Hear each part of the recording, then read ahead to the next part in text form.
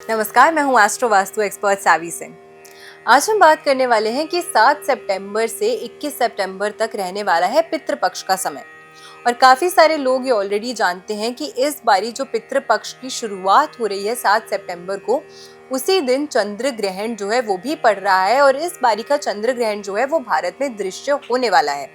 और चंद्र ग्रहण भले ही रात को लग रहा है, रात को स्पर्श कर रहा है, लेकिन 9 घंटे पहले से ही उसका सूतक काल जो है वो मान्य हो जाता है।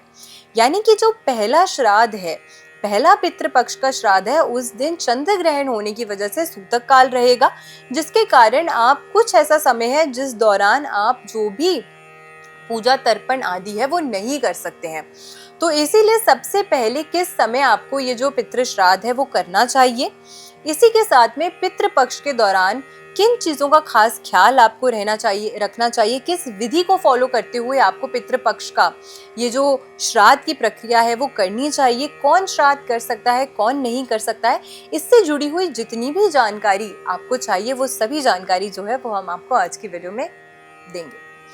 सबसे पहले मैंने आपको बताया कि 7 तारीख को पितृपक्ष शुरू है, जिस दिन चंद्र ग्रहण पड़ रहा है। और इसी के कारण क्योंकि 9 घंटे पहले से ही सूतक काल मान्य हो जाता है, इसीलिए अगर आप पहले दिन पे श्राद्ध तर्पण आदि कर रहे हैं पितरों के नाम से, तो ऐसे में आपको ये ख्याल रखना है कि सूर्य उदय से आपको तिथि जो है वो पूर्णिमा की प्राप्त हो रही है।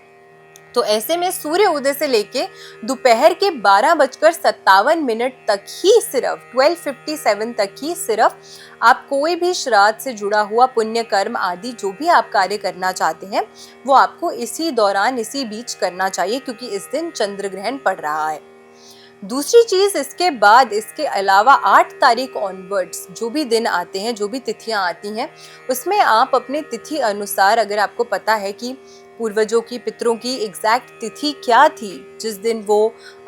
इस दुनिया में नहीं रहे या इस दुनिया को छोड़कर चले गए, वैकुंठ चले गए, तो अगर आपको वो तिथि एग्जैक्ट पता है तो फिर तिथि अनुसार आपको श्राद्ध करना चाहिए। या फिर 21 तारीख को जो आखिरी श्राद्ध होता है, जिसे सर्व पितृ अमावस्या भी कहा जाता है, सर्व पितृ श्राद्ध कहा जाता है, तो उस दिन आप ये जो श्राद्ध की विधि है वो कर सकते हैं। दूसरी चीज, एक लोग अक्सर पूछते हैं कि मैम घर में श्राद्ध की जो विधि है वो किससे करनी चाहिए। तो हाँ, शास्त्रोक्त घर में जो भी पुरुष है, यानी कि पुत्र है, पोता है, जो भी मेल मेंबर है आपके घर में, उसी को श्राद्ध की जो विधि है वो करनी चाहिए। लेकिन अगर माता पिता का श्राद्ध करना चाहते हैं बच्चे, लेकिन उनका भाई नहीं है कोई भी, सिर्फ बेटियां ही हैं, सिर्फ पुत्रियां ही हैं, तो ऐसे केस में फिर जो पुत्री है, जो घर की सबसे बड़ी पुत्री है, वो भी ये श्राद्ध की जो विधि आदि है वो कर सकते हैं। कुछ लोग होते हैं जो अक्सर अपने जीवन में परेशान रहते हैं, उनके जीवन में उनको हमेशा संघर्ष, दिक्कतें, डिलेज जो हैं अपने जीवन में फेस करनी पड़ती हैं। कोई भी शुभ कार्य जो है वो उनके घर में नहीं हो पाता है, या फिर स्वास्थ्य संबंधित परेशानियां हमेशा जीवन में चलती रहती हैं, उनको हमेशा कोई ना कोई शारीरिक कष्ट जो है वो उनके जीवन में बना रहता है। या फिर अगर घर में विवाह योग्य बच्चे हैं, उनकी शादी नहीं हो पा रही है, विवाह नहीं हो पा रहा है, या फिर संबंधों में परेशानियां हैं, लीगल इश्यूज हमेशा बने रहते हैं, इनमें से कोई भी चीज अगर आप बार बार अपने जीवन में फेस करते हैं, तो ये एक बहुत स्ट्रॉन्ग इंडिकेशन है कि आप अपने जीवन में पितृदोष से प्रभावित हैं। पितृदोष से प्रभावित होने की वजह से इस तरीके की परेशानियों का सामना आपको अपने जीवन में हमेशा करना पड़ता है। और सिर्फ एक पीढ़ी नहीं, ये एक ऐसा दोष होता है जो पीढ़ी दर पीढ़ी हमेशा कैरी फॉरवर्ड होता ही रहता है। तो इसी कारण से ये आपके लिए बहुत इंपॉर्टेंट हो जाता है, आपके लिए बहुत जरूरी हो जाता है कि पितृपक्ष के दौरान आप सही विधि विधान से पितृ शांति के लिए पूजा अर्चना तर्पण जो है वो जरूर कीजिए।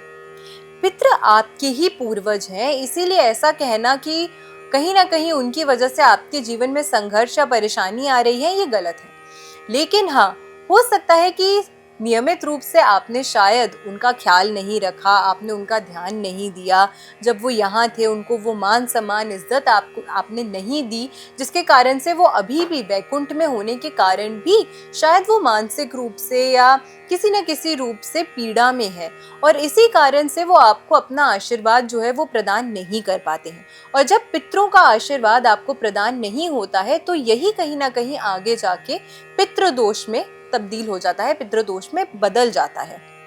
ऐसे में नियमित रूप से भी अगर आप अपने घर में कोई भी शुभ कार्य करते हैं, कुछ भी करते हैं, तो उसमें आपको पितरों का स्मरण करते हुए, उनके नाम से उनका आशीष, उनका आशीर्वाद लेते हुए अगर आप कोई कार्य करते हैं, तो अपने आप ही ये जो पितृदोष है वो ओवर टाइम शांत हो जाता है या खत्म हो जाता है। लेकिन आपको एक कॉन्शियस एक एफर्ट जो है वो ज़रूर करना पड़ता है कि किसी भी प्रकार से जो आपके पितृ अभी यहाँ पर हैं, इस धरती पे, इस पृथ्वी लोक पर हैं, या जो यहाँ नहीं भी है, जो आप वैकुंठ चले गए हैं, दोनों का ही निरादर जो है वो आपको किसी भी प्रकार से ना करना है, ना होने देना है। कई बार लोग ये भी पूछते हैं कि मैम हमें कैसे पता लगेगा कि हमारे पितृ जो हैं वो हमसे संतुष्ट हैं, या जो हमारे पितृ हैं वो हमसे नाराज हैं, हमें पता ही नहीं लग रहा। देखिए, अगर भारत देश में आप रहते हैं तो बहुत आसानी से गौ माता दिखना, कौआ दिखना, अगर आपको चींटियां दिख जाती हैं या फिर श्वान जिसे हम कुत्ता कहते हैं वो दिख जाता है, ये बहुत आसानी से आपको कहीं भी दिख जाएंगे। लेकिन पितृपक्ष के समय में अगर आपको ये चीजें ना नजर आए, या आपको ये चीजें ना दिखें, या अगर आप इनको कुछ भी, अगर आप इन्हें, गाय को अगर आप चारा देते हैं, कुत्ते को अगर आप दूध पिलाते हैं, कुत्ते को अगर आप रोटी खिलाते हैं, इस तरीके के कार्य अगर आप करते हैं और वो ना खाए, तो ये एक बहुत स्ट्रॉन्ग इंडिकेटर है कि हाँ, आपके पितृ जो हैं वो असंतुष्ट हैं, या वो आपसे खुश नहीं है, जिसकी वजह से कहीं ना कहीं आपके जीवन में परेशानियां जो हैं वो आ रही हैं। तो अब इन चीजों का ख्याल आपको खास करके जरूर पितृपक्ष के दौरान रखना चाहिए। इसी के साथ पितृपक्ष के दौरान आपको जरूर ये ख्याल रखना चाहिए कि आप अपने घर में कभी भी लड़ाई झगड़ा, कलह कलेश, परेशानी की जो स्थिति है वो उत्पन्न ना होने दें, क्योंकि इससे भी घर का जो माहौल है वो खराब होता है। ये जो समय होता है 15 दिन का, कहा जाता है कि पितृ जो हैं वो धरती का भ्रमण करते हैं, वो देखते हैं कि हम जिन्हें पीछे छोड़ के चले गए हैं क्या वो हमें याद करते हैं, और अगर याद करते हैं तो किस मान्यता से, किस भाव से याद करते हैं, जिस घर में हम रहते थे उस घर का क्या माहौल है, वो सभी चीजें जो हैं वो इस धरती लोक पर आकर देखते हैं। जब उन्हें दिखता है कि घर में भक्तिमय माहौल है, सब लोग आपसी में खुशी से रहते हैं, एक दूसरे की केयर करते हैं, एक दूसरे की इज्जत करते हैं, मान सम्मान करते हैं, तो पितृ खुश होते हैं। लेकिन अगर आप जीवन भर या आप हमेशा ही घर में कलह कलेश, एक दूसरे से झूठ बोलना, परेशानी की स्थिति रखना, या फिर आप इस तरीके की नेगेटिविटी, नकारात्मक ऊर्जा अपने घर के आसपास हमेशा बनाए रखते हैं, तो इससे पितृ जो हैं वो नाराज होकर वापसी वैकुंठ चले जाते हैं और आपके किए गए तर्पण को भी जो है वो एक्सेप्ट नहीं करते हैं। तो इसीलिए आपको खास ख्याल रखना है। ये 15 दिन आपके लिए एक अवसर होता है कि अगर आपसे कोई भी भूल चूक हो गई है जाने में अनजाने में, उन सभी परेशानियों से, उन सभी भूल चूक को माफ करके उनका आशीर्वाद लेके आप अपने जीवन में आगे बढ़ सकें, आप अपने जीवन में और अच्छी तरक्की जो है वो हासिल कर सके। तो इन 15 दिनों को आपको व्यर्थ नहीं करना है। दूसरी चीज ये भी आपको ख्याल रखनी चाहिए हमेशा कि अगर आप पितृ तर्पण कर रहे हैं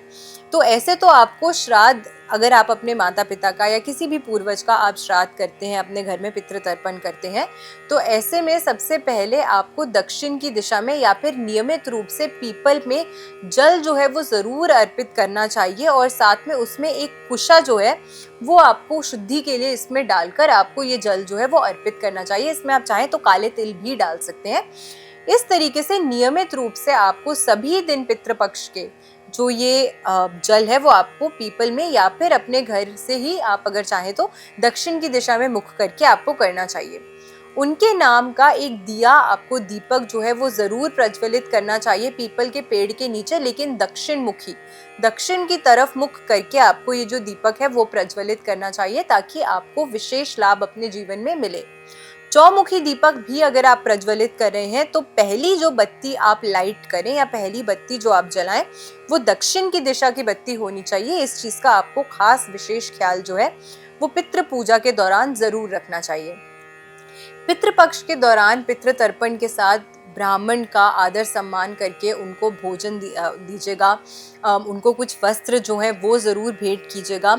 आपके मन में अगर आस्था अच्छी है, आपके मन में अगर विचार शुद्ध हैं, तो आपके पितृ जो हैं वो आप ही के पूर्वज हैं, वो कभी भी आपके साथ बुरा नहीं होने देंगे। इसीलिए उनका आशीष और आशीर्वाद जो है वो पूर्ण रूप से आपको मिलता है। घर में अगर खाना बना रहे हैं तो पहली रोटी गौ माता के लिए और आखिरी रोटी श्वान के लिए जो है वो आपको ज़रूर निकालनी चाहिए। पूरे पितृपक्ष के दौरान। और अगर आपके जीवन में पितृदोष आपको परेशान करता है, सूर्य अगर आपका कमजोर है, आपके घर में साउथ वेस्ट की दिशा में दोष है, ये सभी चीजें जो हैं ये एक बहुत स्ट्रॉन्ग फैक्टर इंडिकेटर होती हैं कि पितृदोष से आप प्रभावित हैं अपने जीवन में। तो ऐसे में नियमित रूप से सूर्य को जल जो है वो आपको जरूर देना चाहिए। अगर आप नहीं दे पा रहे हैं किसी भी कारण से, तो अगर आपकी शादी हो रखी है तो आपके हस्बैंड दे सकते हैं, आपके स्पाउस दे सकते हैं, या फिर आपको खुद प्रयास करना चाहिए कि सबसे पहले तो आप ही अगर देते हैं सूर्य को जल, तो उससे आपको बहुत विशेष लाभ जो है आपको अपने जीवन में देखने को मिलेगा। तो हम आशा करते हैं कि आज की इस वीडियो से आपकी जितने भी मिसकंसेप्शंस, जितने भी डाउट्स थे पितृपक्ष को रिलेटेड, या क्या करना चाहिए क्या नहीं करना चाहिए, किस तरीके से किस विधि को हमें फॉलो करना चाहिए, उन सभी के जवाब हमने देने का प्रयास किया। तो अगर वीडियो अच्छी लगी तो ज़्यादा से ज़्यादा लोगों तक वीडियो को शेयर ज़रूर कीजिएगा, और चैनल पे नए हैं तो चैनल को सब्सक्राइब ज़रूर कीजिएगा। ऐसी बेनिफिशियल वीडियोस के साथ, ऐसी इन्फॉर्मेशनल वीडियोस के साथ फिर से लौट कर आऊँगी इसी चैनल पे। आशा करती हूँ आपका दिन शुभ रहे। नमस्कार।